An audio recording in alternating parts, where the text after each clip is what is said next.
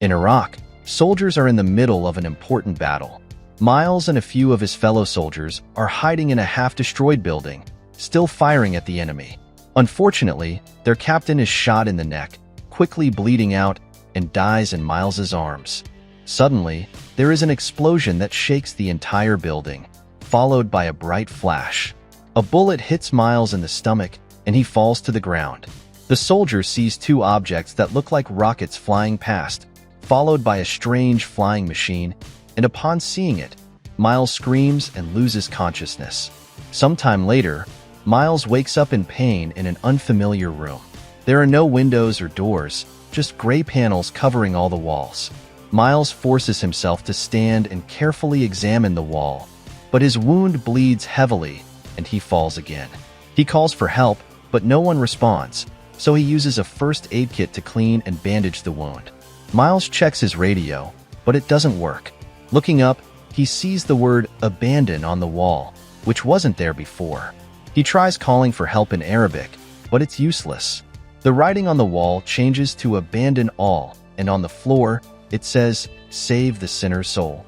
A moment later, the writing changes to "Abandon all hope."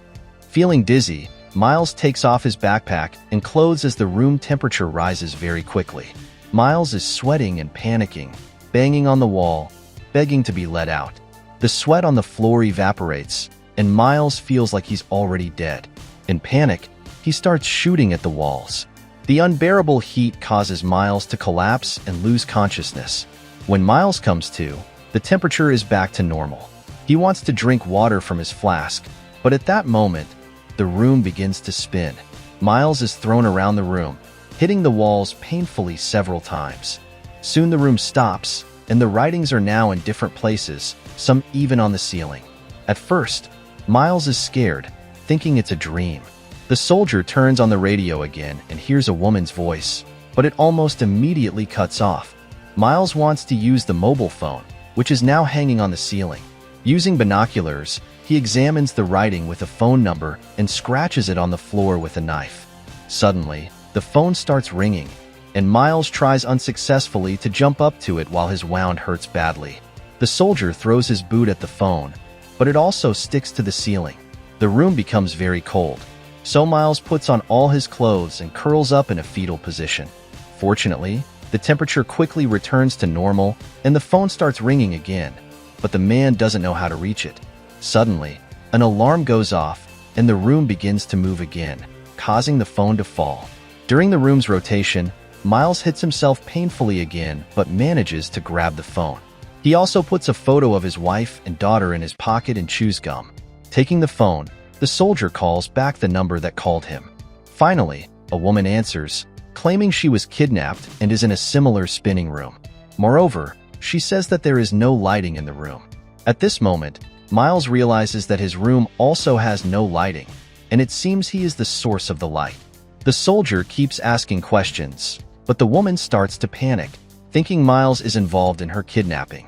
The soldier explains that he was also kidnapped and persuades her to work together.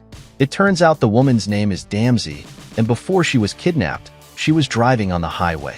During the conversation, Damsey guesses that Miles is a soldier and suggests he was serving near this highway, although Miles finds all this suspicious. Unexpectedly, Damsey begins to groan in pain, and the chain around Miles's neck chokes him, causing him to drop the phone on the floor. A bright light flashes, and Miles feels as if someone invisible is pulling him in all directions, after which he falls to the floor. There is a strange noise, after which the walls begin to contract.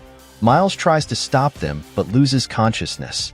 When he comes to, he sees that the room has shrunk. The soldier panics when Damsey calls him, saying her room has also shrunk. Miles sets his shoulder and screams in pain. He notices writings in an unfamiliar language, which also appeared in Damsey's room.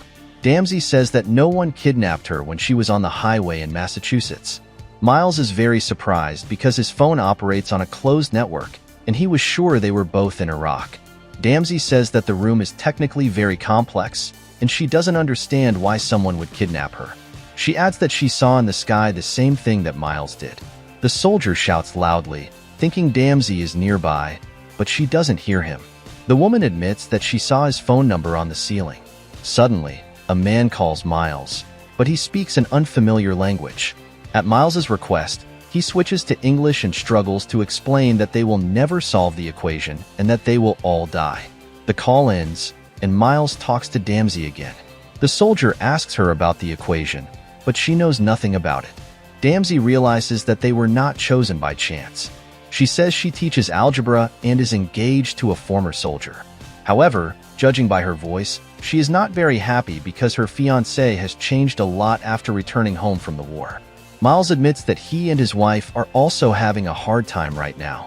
Miles notices dates on the walls, from 1951 to 2007. None of this makes sense because Miles is currently in 1991.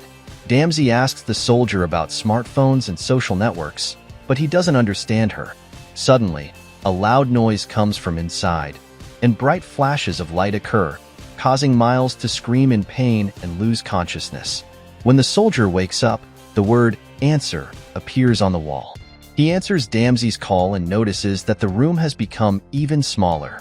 The woman suddenly suggests that she, Miles, and other people are in the same room, but in different years. She asks him to draw something on the wall, and Miles draws a cross, around which Damsey then draws a hand. It's 2020 for her now. The woman talks about the fourth dimension and says she has always been good at math. Miles says that he also always loved math and suggests that some creatures are testing them with extreme changes in the room. Miles is sad to learn from Damsey that the war is still ongoing in her time and adds that his father fought in Vietnam, then loses consciousness. The soldier comes to and hears Damsey's voice on the phone again. An Arabic dictionary falls out of his backpack, and the soldier realizes that the symbols on the wall are very similar to Arabic. Using the dictionary, Miles translates the message from the wall and writes the resulting equation on the floor. Damsey recognizes it as the work of a famous mathematician who studied higher dimensions but never finished it. Another trapped person must be a mathematician and wrote this as a hint that all the kidnapped people are somehow connected to math. Suddenly someone paints over the equation, and Miles manages to write down only part of it on his hand. Damsey admits that she works as a math teacher, but her fiancé really dislikes it when she acts smart. Damsey is sure that after the war, people become very angry. Miles says that he did not become cruel because he remembers how his father constantly beat his mom. Miles tried to stop his father, but he was too small at the time. Damsey says she remembered the equation and tries to scratch it on the wall with keys, but at that moment, the room starts shaking again. The gravitational pull becomes incredibly strong, preventing Miles from getting up from the floor. The bullet flies out of the wound, causing it to bleed again.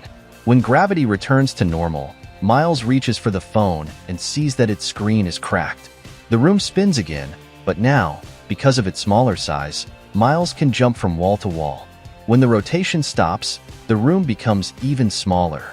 Miles tries to call Damsey, but the foreigner answers him again, saying that they can't see or know. The man keeps repeating that they must fail the sacrifice, but Miles doesn't understand what he means, so he hangs up.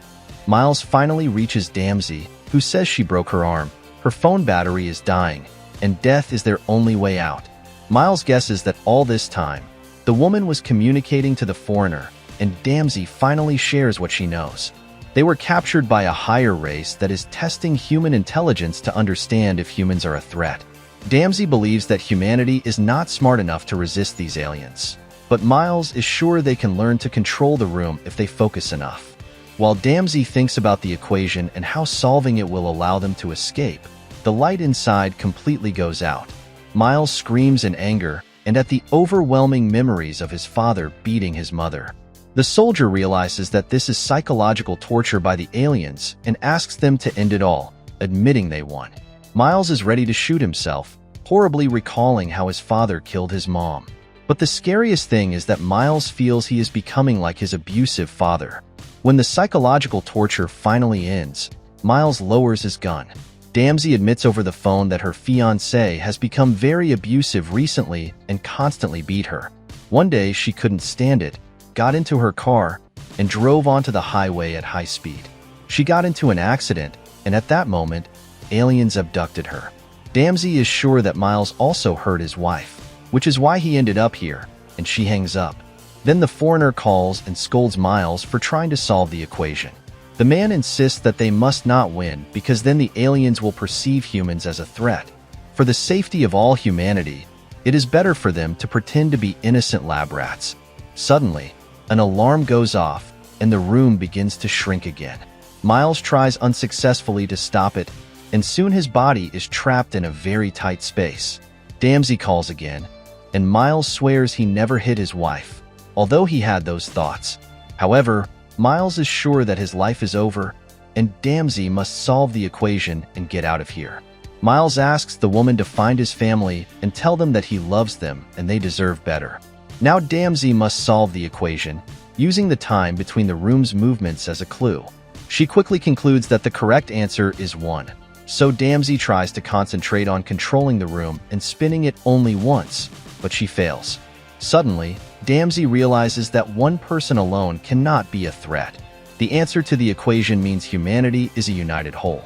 The aliens want to see if people can finally stop wars and disagreements and work together. Then Miles focuses and also begins to push the room's walls to help Damsey, and they scream together until the room is suddenly illuminated by a bright light. To their surprise, Damsey and Miles see that they are holding hands and floating in rays of light. The wall panels are also floating around them, behind which all the other kidnapped people were hiding. This means they finally solved the equation and freed all the prisoners. Damsey and Miles greet each other and exchange smiles before disappearing into the rays of light. A few seconds later, Miles reappears in Iraq. The soldier returns to his unit, but immediately hears the sound of sirens and sees planes flying by. When Miles finds his fellow soldiers, something very dangerous appears in the sky above them.